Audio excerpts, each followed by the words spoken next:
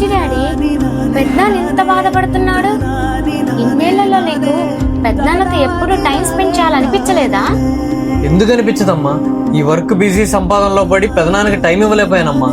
అలా ఎలా అవుతుంది డాడీ? ఎంత బిజీలో ఉన్నా, ఎంత సంపాదనలో ఉన్నా నా అనుకున్న వాళ్ళతో టైం స్పెండ్ చేయాలి కదా.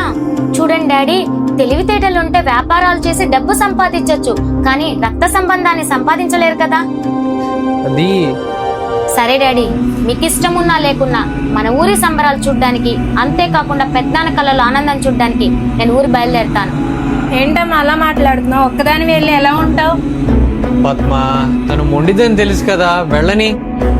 రేపు వెళ్దూలే అమ్మా. లేదు డాడీ, ఈ రోజే బయలుదేరుతాను. సరేనమ్మా, నీ ఇష్టం.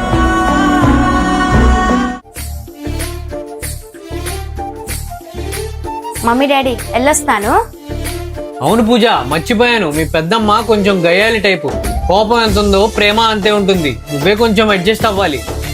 నేనేం చిన్నపిల్లని కాదులే డాడీ, నేను చూసుకుంటా అవన్నీ. Bye mummy.